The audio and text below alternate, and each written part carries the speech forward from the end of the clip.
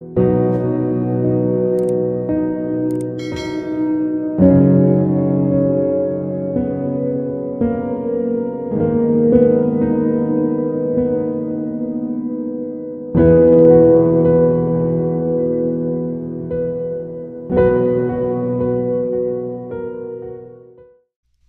lesson for November the 26th is entitled Enduring Conflict Faithfully. The key verse is Daniel 6 verse 10, which says, 3 times a day he got down on his knees and prayed, giving thanks to his God, just as he had done before. The scripture is from Daniel 6 verses 10 through 23. The lesson focus: we endure persecution by entrusting ourselves to God. In the overview, it says that it was dirty politics, plain and simple. Certain contemporaries of Daniel felt threatened by his rise to power. Attempts were made to dig up some corruption or abuse of his office by which they could bring him down. However, Daniel was too moral and proficient. Their search uncovered nothing. Ironically, it would be Daniel's good character that would indict him. His commitment to God would be used against him as bait, trapping him by a law without repeal. A group driven by what was wrong would undermine Daniel for doing what was right. In the introduction, it says that Daniel was faced with a challenge to compromise something he valued dearly, his devotion to God. Unwilling to surrender, he faced the consequences of his commitment and was met with God's miraculous intervention. It has been said, if you are unwilling to stand for something, you will fall for anything. What are you willing to stand for? How long? Usually our commitment remains until its cost is more than the value we place on the issue. Very few things have a value for which we will give our lives. Those who do stand to this end are called heroes or martyrs. Both challenge us by their actions to evaluate our lives and priorities. How far are you willing to go in your commitment to God?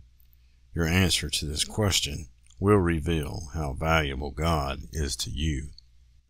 In part 1, it says that righteous living will evoke negative responses, and the text is from Daniel 6, verses 10 through 13, which says, Now when Daniel learned that the decree had been published, he went home to his upstairs room where the windows opened toward Jerusalem.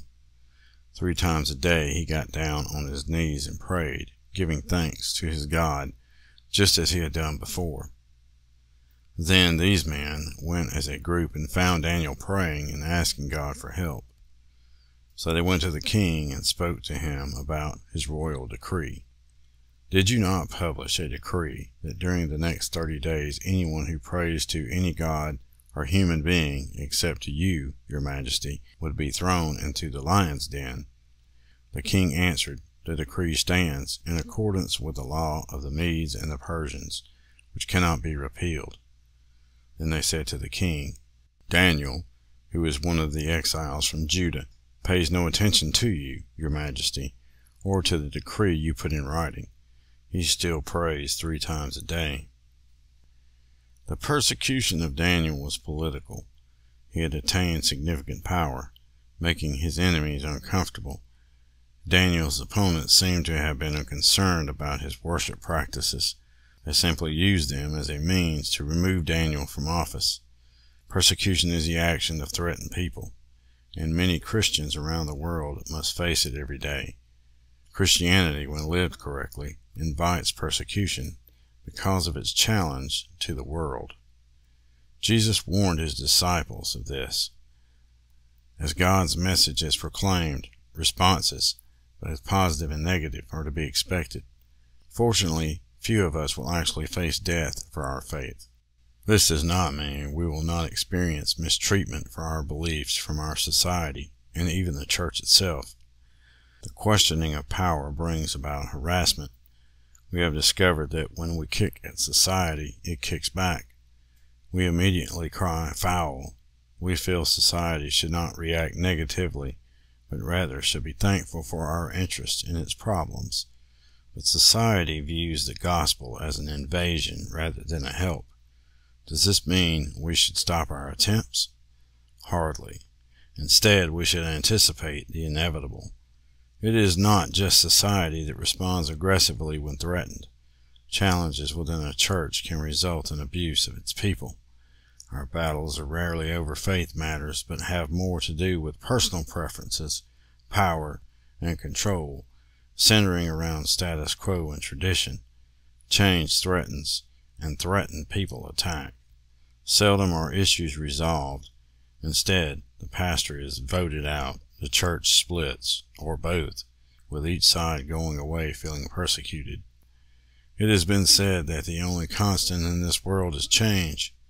Should there not be a better way to handle this challenge among a community of believers, something other than aggression toward one another? In part 2, it says, in persecution, integrity is our only strength.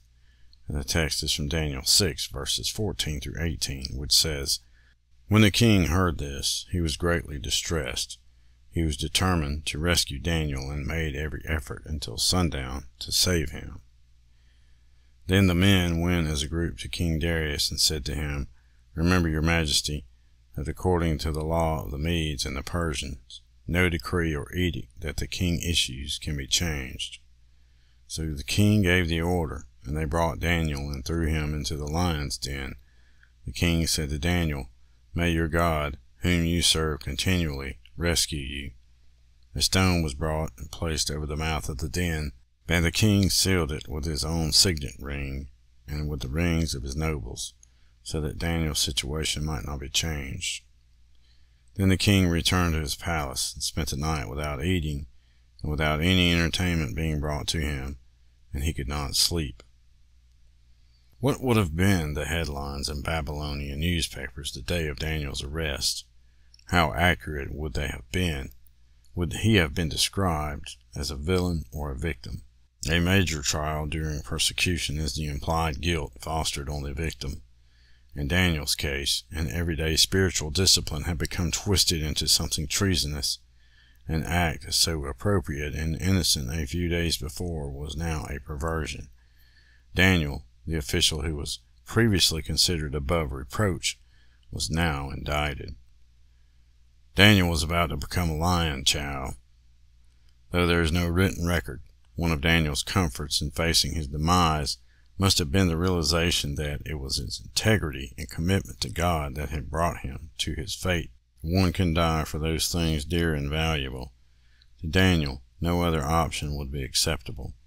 To refuse his God would cause greater pain than facing the lions. How empty it must feel to be destroyed over something trivial or false. We have all faced lions. Our characters can be assassinated. Motives can be questioned. Integrities can be maligned. But if above the roar we can hear celestial applause and the words, Well done, good and faithful servant, we can stand firm. It is far better to be despised for doing God's will than to be loved for doing something else. In part 3, it says that God will right the wrong. And the text is from Daniel 6, verses 19 through 23, which says, At the first light of dawn, the king got up and hurried to the lion's den. When he came near the den, he called to Daniel in an anguished voice, Daniel, servant of the living God, has your God, whom you serve continually, been able to rescue you from the lions? Daniel answered, May the king live forever. My God sent his angel, and he shut the mouth of the lions. They have not hurt me, because I was found innocent in his sight. Nor have I ever done any wrong before you, your majesty. The king was overjoyed and gave orders to lift Daniel out of the den, and when Daniel was lifted from the den, no wound was found on him, because he had trusted in his God. Even the best laid plans of humankind are no match for God. History has proven consistently that God is always in control. The helplessness and hopelessness of Daniel's plight points back to God, for God works within the impossible and desperate.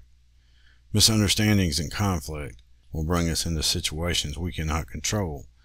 God is in charge. It may take time, but he will work our situations for good.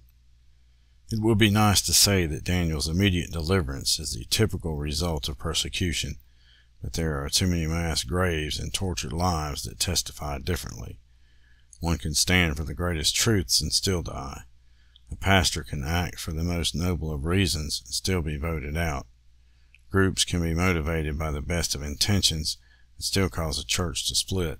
For every Daniel there is a Stephen. A lion's mouths may be shut for one, while the executioner's stones soar for another. However, persecutions can separate truth from falsehood. Any assault made for wrong motives will become apparent over time. This was obviously anticipated by Daniel's enemies.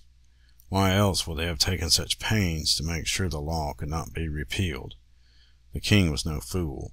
He saw their intent the moment the accusation was brought to him. The outcome of persecution is still made right.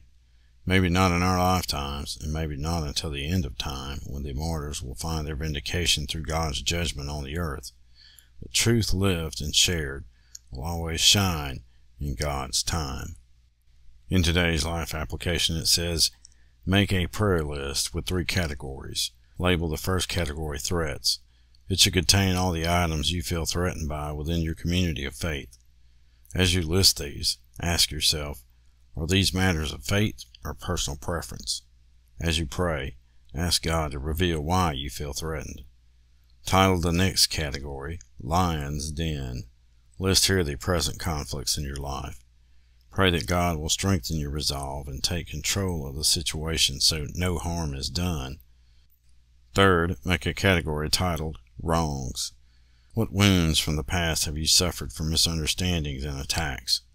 Pray for healing of all involved.